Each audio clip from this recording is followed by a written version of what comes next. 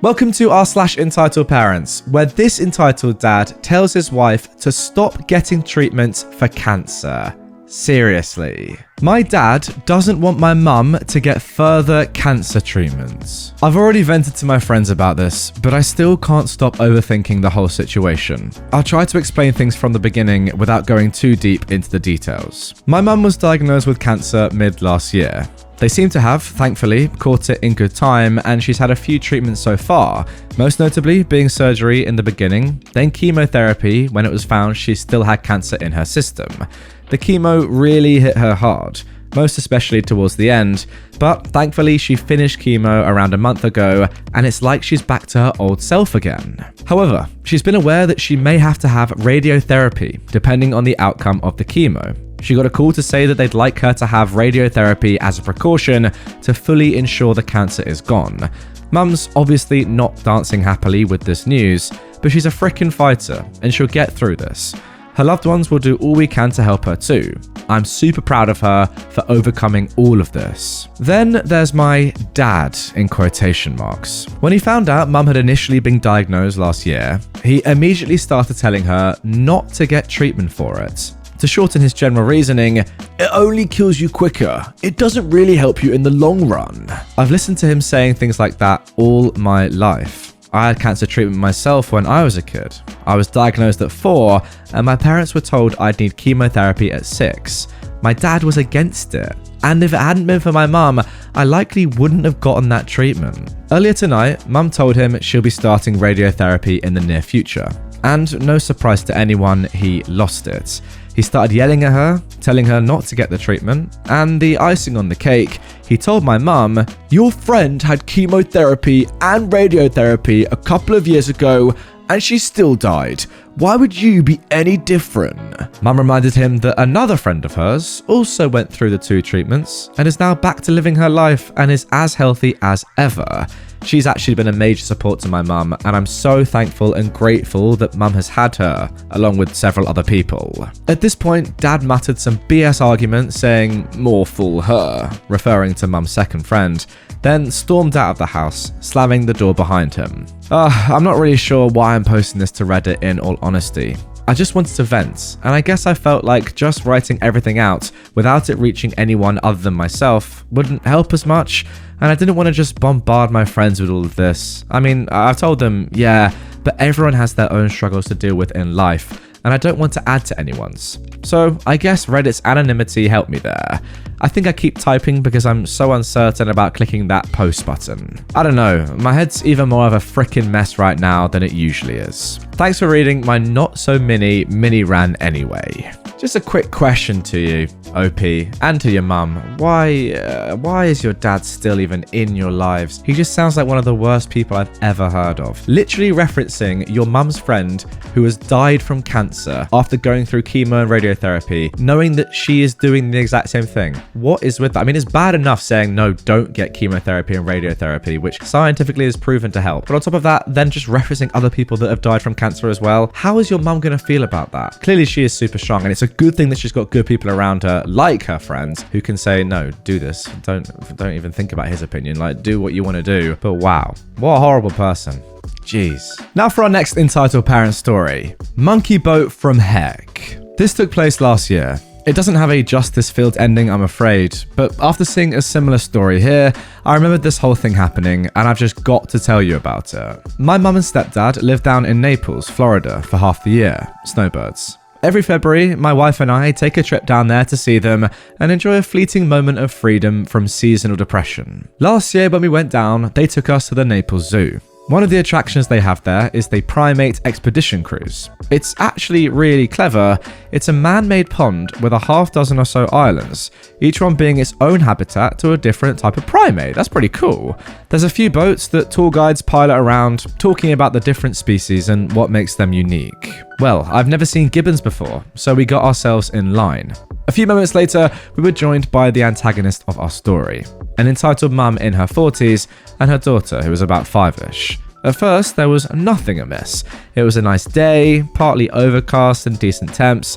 I was with my family, on vacation, and my biggest concern at that moment was what ice cream bar I was going to get after we got off the boat. All seemed right with the world. Soon it was time to board, and we climbed on and found our seats. That's when the kid suddenly had a massive freak out on the plank. She doesn't want to get on the boat, and is screaming the scream that only little kids are capable of. That special kind of primordial and inescapable wail that permeates your eardrums and touches the part of your brain that contains an incredibly deep capacity for exceptional violence, locked safely away from the rest of the world for its safety. The kid didn't want to be on the boat. Something about it freaked her right out. Understandable. The water's murky, and who friggin' knows, there could be monsters down there. I taught kids her age how to swim in water just like this for 4 years. I get it. Her mother, however, frickin' doesn't, and she refused to get off. The mum said that she waited in line that whole time and she wanted to go and see the monkeys. The kid, terrified and unable to communicate any other way, just sat there and screamed. The staff went to the entitled mum and said, "Look, this has to stop. She either calms down or you get off before we set off. It's not fair to everyone else. It's a 20-minute ride. Is she going to be okay?" And sure enough, the mum just said, "She'll be fine." The mum manages to get her kid to calm down enough to quietly sit her in her seat by grabbing her by the arm and forcing her to do so. Now this didn't sit right with any of us, and a few older women spoke up, only for this mum to snap at them to "mind your own business, my kid, my parenting style, blah blah blah." At this point, all the passengers are fuming and give the staff look like, "Dude, just boot them off. I know how this is going to go down. You know how this is going to go down. Everybody else aboard knows. The entitled mum and her kid know. People on Reddit reading this a year later know.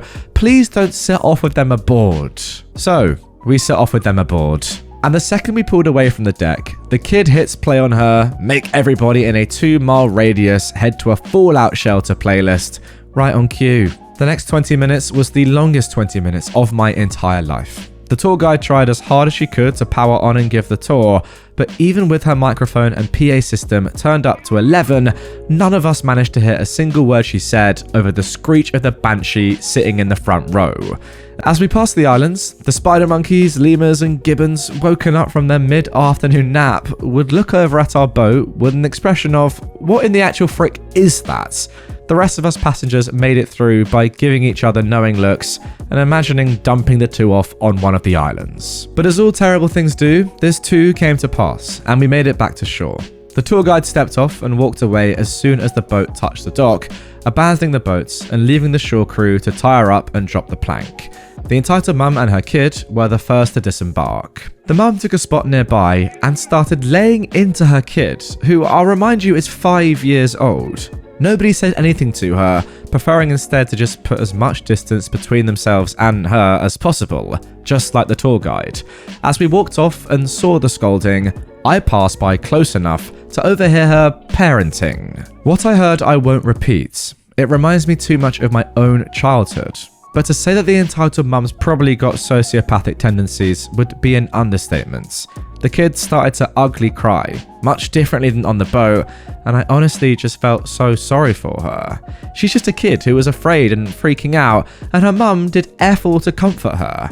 Instead, the mum took it personally, believing her 5-year-old kid was doing it on purpose to embarrass her. That's why she's not labelled as an entitled kid in this story. She's just a kid. It was the entitled mum who said she'd be fine when she wasn't, the entitled mum who convinced the staff to let them stay, the entitled mum who put her wants and needs above her own daughter's comfort, as well as the other dozen or so people aboard. The kid was just being a kid. It was her mum who was the entitled little idiot. But that's all I've got for you. We didn't epically confront the entitled mum or step in to be superheroes to the kid. We effed off to go and get ice cream and feed the giraffes. It was about an hour later that we could finally hear properly again. Great story, and you're absolutely right to not label this kid as entitled. She's just being a kid, man. Come on, 5 years old and getting berated by her mum for being scared of water. Like, that's what was going on there, really. This mum is just being a horrible person, and it's actually quite nice nice to not see an ending of an entitled parent story where the mum gets arrested or everyone, beats her up or something silly that probably didn't happen. This is the brutality of entitled parenting. People don't really tend to get involved. It isn't really your space. Even as much as you'd like to probably go over there and give her a lesson of how to actually parent her child properly and tell her not to just scream at her child who is just scared. It doesn't normally happen, does it? It's not realistic. So yeah, great story. Loved it. Shame that 20-minute boat ride was ruined, because that is a great idea. Can you imagine going on a boat and just going from like island to island full of monkeys? That's naughty. I'll back that. I might go to Florida and do it. But yeah, shame it was ruined. Oh well, hope you enjoyed your ice cream. And now for our third entitled parent story. Our restaurant's buffet is not your dinner plate, Mom. I've heard a lot of stories from this sub, and the story I have today fits perfectly here.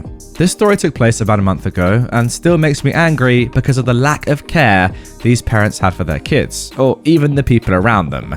In fact, it didn't seem like they were entitled at all, but just oblivious. r/oblivious parents, anyone? So, for a quick background. I work as a hostess in one of the main restaurants in a popular resort. We're the only restaurant on property that opens for breakfast, and although we use menus, we tend to run buffets when our occupancy is high enough to keep up with the large crowd. The buffet pretty much has what you'd expect, like eggs, bacon, cereal and pastries we bake in-house, and we usually run it from 6 to 11 or until we run out of food, which rarely happens. We tend to get rushes closer to 9 AM on most days, but on Sundays, when people are checking out, it can start earlier, depending on what kind of guests we have. Obviously, just like any buffet, we have tongs and spoons to serve the food, and it's a self-serve system. It was close to maybe 9 or 10 on a Sunday when this story happened, and I was the hostess for the day. We were starting to pick up in business at the time, but it wasn't going to be packed until the next hour or so, when the restaurant would start shifting to lunch, and the checkout time would begin in the lobby. I'm standing at the host desk arranging tables on a computer when I'm approached by our stars of the show. 3 ladies, probably in their early to mid-30s, and their 4 sons, all around 7 or 8 years old. The moment I start to greet them, the boys all run past me into the restaurant, where they all start chasing each other around tables, chairs, and even servers. I look up at the ladies and internally sigh as I notice that not one of them has noticed what was going on, and we're either talking to me or to each other. And immediately, I knew this was going to be trouble. Now, something you should know about me is that I can be somewhat of a goody two-shoes. When I see people, even kids, misbehaving in any way, I get really frustrated and sometimes feel like it's my job to do something about it, even when it's not my place. I'm a little more understanding with children because, well, they're kids. Most kids don't learn the real meaning behind right and wrong until they're likely in the double digits, so I try to think that it's fine when the parents intervene. Another thing is that I have ADHD, and I tend to get easily emotional depending on specific circumstances. I can be easily excited, stressed, angry, or sad, and if I let them run too much, then I often act on them, such as saying or doing something that wouldn't exactly be acceptable in various circumstances. It can be anywhere from being too loud, saying something personal in the heat of a moment, or revealing opinions that are better kept private than said out loud. I know it's better to stay quiet and let things play out, but in this moment, I couldn't help but say something. "Excuse me, Mom, can you call your kids back before they get hurt?" I kid you not. It was like this woman just woke up from a trance when I said this, because her first response was, "Oh, right," and she started calling for the kids to come back as I took them to a table. I know it wasn't my place, but a part of me thought that maybe bringing attention to the situation would make things easier. Maybe the ladies would control their kids once they were inside the restaurant, and maybe I just distracted them. I thought maybe they were just tired or something. I was wrong. As the hour continued, the restaurant started filling up a lot more, meaning more people walking around the restaurant. I was busy for a while, so I didn't really pay attention to the ladies' table until about half an hour had passed. And by that point, the boys were right back to treating the restaurant like a playground, and had added a game of catch to their list of activities. They seemed to be having a lot of fun throwing a large stuffed animal in the air with all their strength, without paying much attention to the fully occupied tables they were inches away from hitting. There was one man in particular, an elderly fellow, who was inches away from being hit by the toy multiple times. He was not oblivious to this fact, and I noticed relatively quickly that he was glaring at me a few times. Since I was busy and had given it to a server already, there wasn't much I could do at that moment, nor could their server. I just kind of hoped it'd stop before it would get worse, but it took way too long for it to. And then it was 11 AM, and for the first time I'd ever seen, we had to close down because some of the stations were out of food. It was definitely a busy day for sure.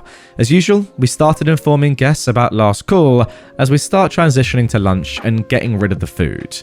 By this point, the boys had stopped playing around, and I noticed one of the ladies with her son in tow was filling a to-go container with pastries to take with her. This wasn't a bad thing, since the food was going to be tossed at the end anyway, but I did notice something else. The woman, tongs in hand, picked up one of the pastries from the station and started to feed her child with our tongs. I just stood there in complete shock, wondering if I'd seen that right. As she, without any hesitation, turned back to the station and put the tongs back. There was no flinching, scolding, or even any attempt to call over a staff member to replace the tongs. She just walked away. And that's when I pretty much snapped and went into full-on hyper-focused anger. I quickly charged over to the station and grabbed the tongs before ducking into the kitchen where a few of my co-workers were. I didn't say anything to the woman at all, but I did say something to my co-workers. I exploded. It wasn't my proudest moment and I could have controlled myself better, but I just couldn't keep it in at that point. I just unloaded how angry I was that a person, a grown woman, could do something like that while my co-workers were just stunned.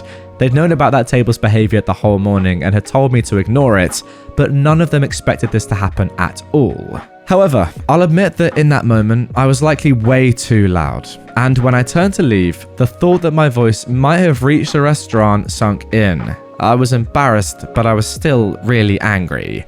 As I placed the new set of tongs at the buffet, I heard someone next to me say, "I'm sorry about that." I didn't look to see who exactly it was, if it was the woman, her friends, or just a sympathetic witness. But I just replied, rather curtly and without making eye contact, that it was not okay to do something like that, especially since we were still hot off the heels of the pandemic at the time. Heck, our workplace only lifted the mask mandate that month after a handful of employees came back from quarantine, including me, by the way. I faintly remember saying more, maybe even being a little more mean, but that was the gist of it. Again, it was wrong to be angry, but dang it, you'd expect grown people to act better than that, especially when they're in front of kids. They're kids! Not to mention, I feel like I've personally been punished for doing something like that when I was probably 5 years old. It's just not appropriate at all, and not something I'd expect from even the most entitled parents I've read about on this sub. Regardless, they ended up paying and leaving not long after, and as the crowd died down significantly, I apologized profusely to my co-workers about being so angry and acting out on that. I'm not defending my actions, and if I could do that all again, I would in a heartbeat. Surprisingly, a lot of my co-workers actually agreed that what I did and said was justified. In fact, one even said that the woman deserved a taste of humility and maybe she'd learn from that, and replacing the tongs then and there was a good call. For those who might be curious, I made a personal apology to their server as well, who laughed and said that she didn't care and that she would have done the same thing too.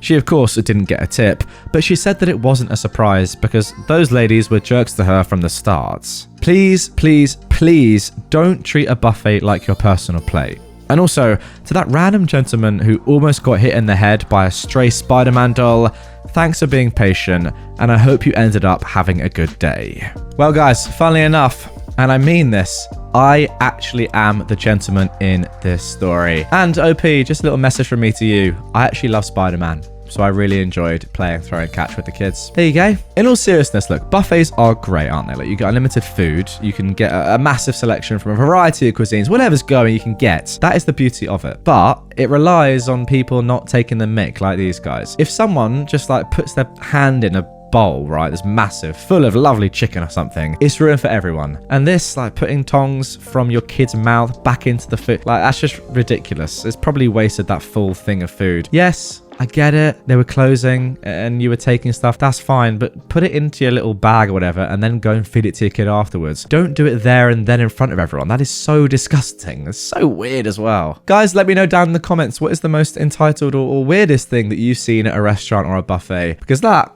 that's right up there, that's for sure. Anyway, guys, that is going to do it for this episode of r/EntitledParents. 3 great stories there. I hope you enjoyed them. If you did, drop a like on this video. It lets me know that you're still enjoying the content. If you're new around here and you haven't already done so, hit subscribe. And if you want some more right away from me, check out this 11-hour video.